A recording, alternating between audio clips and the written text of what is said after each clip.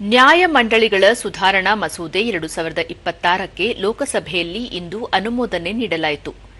ಕಾನೂನು ಖಾತೆ ರಾಜ್ಯ ಸಚಿವ ಅರ್ಜುನ್ ರಾಮ್ ಮೇಘವಾಲ್ ನ್ಯಾಯ ಮಂಡಳಿಗಳ ಸುಧಾರಣಾ ಮಸೂದೆ 2026 ಮಂಡನೆ ಮಾಡಿದರು.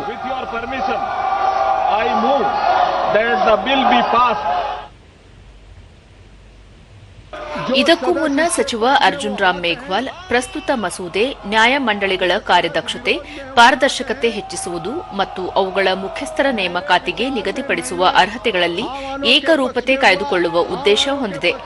ನ್ಯಾಯ ಮಂಡಳಿಗಳ ರಾಷ್ಟ್ರೀಯ ಆಯೋಗ ಸ್ಥಾಪಿಸುವ ಪ್ರಸ್ತಾವನೆಯನ್ನು ಸಹ ಒಳಗೊಂಡಿದೆ ಎಂದು ತಿಳಿಸಿದರು. जैसे ट्रिब्यूनल की इंस्टीट्यूशनल इंडिपेंडेंस मजबूत हो, एलिजिबिलिटी के लिए कोई अलग मिनिमम एज रिक्वायरमेंट निर्धारित नहीं की गई है.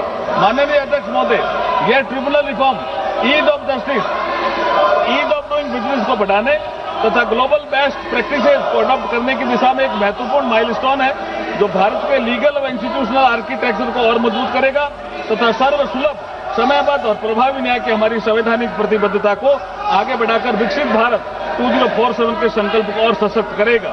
मैं इसी विश्वास के साथ मैं सभी सदस्यों से आग्रह करता हूं कि सुधारों की इस कड़ी में लाए गए ट्रिब्यूनल रिफॉर्म विधेयक को सर्वसम्मति से पारित करें. जैसे हमारे रोड सेक्टर में रोड आवश्यक है, रेल सेक्टर में रेल आवश्यक है, इंफ्रास्ट्रक्चर ऐसे. ಇಂದು ಬೆಳಗ್ಗೆ ಲೋಕಸಭೆಯಲ್ಲಿ ಪ್ರಶ್ನೋತ್ತರ ಕಲಾಪ ಆರಂಭವಾಗುತ್ತಿದ್ದಂತೆಯೇ ನೀಟ್ ಪ್ರತಿಭಟನೆಯ ಸಂದರ್ಭದಲ್ಲಿ ನಡೆದ ಪೊಲೀಸ್ ಕಾರ್ಯಾಚರಣೆಯ ಕುರಿತು ಸ್ಪಷ್ಟನೆ ಕೇಳಿ ವಿರೋಧ ಪಕ್ಷಗಳ ಸದಸ್ಯರು ಗದ್ದಲ ಆರಂಭಿಸಿದರು. ಸಭಾಧ್ಯಕ್ಷರ ಪೀಠದಲ್ಲಿದ್ದ ಎನ್ಕೆ ಪ್ರೇಮಚಂದ್ರನ್ ಪ್ರಶ್ನೋತ್ತರ ಕಲಾಪವನ್ನು ನಡೆಸಲು ಯತ್ನಿಸಿದರಾದರೂ ಗದ್ದಲದ ಕಾರಣದಿಂದ ಸದನವನ್ನು 12 ಗಂಟೆಗೆ ಮುಂದೂಡಿದರು.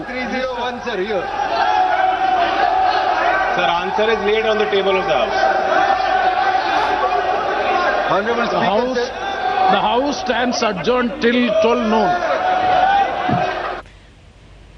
ಬಳಿಕ ಸದನ ಸಮಾವೇಶಗೊಂಡಾಗ ಕಲ್ಲಿದ್ದಲು ಮತ್ತು ಗಣಿಗಾರಿಕೆ ಸಚಿವ ಜಿ ಕಿಶನ್ ರೆಡ್ಡಿ ಗಣಿಗಾರಿಕೆ ಮತ್ತು ಖನಿಜಗಳ ಅಭಿವೃದ್ಧಿ ಹಾಗೂ ನಿಯಮಾವಳಿ ತಿದ್ದುಪಡಿ ಮಸೂದೆಯನ್ನು ಮಂಡನೆ ಮಾಡಿದರು. I raise to move for leave to introduce the Mines and Minerals Development and Regulation Amendment Bill 2026.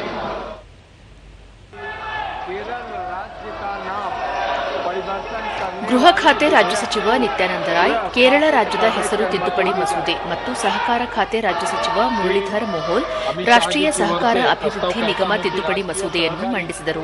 विकास नियम संशोधन विधेयक 2026 को पुनर्स्थापित करने का प्रस्ताव को अनुमति दी जाए. ವಿಪಕ್ಷಗಳ ಸದಸ್ಯರ ಗದ್ದಲದಿಂದ ಕಲಾಪಕ್ಕೆ ಅಡ್ಡಿಯಾದ ಹಿನ್ನೆಲೆಯಲ್ಲಿ ಅಧ್ಯಕ್ಷ ಸ್ಥಾನದಲ್ಲಿದ್ದ ಸಂಧ್ಯಾ ರಾಯ್ ಸದನವನ್ನು ಮಧ್ಯಾಹ್ನ 2 ಗಂಟೆಗೆ ಮುಂದೂಡಿದರು.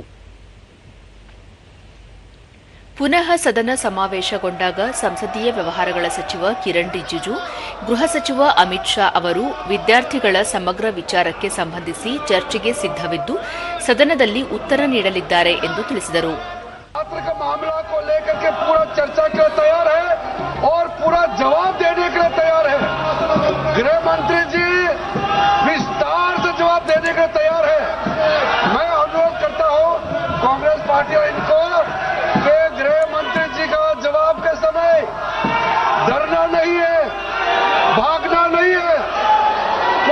सुनना पड़ेगा.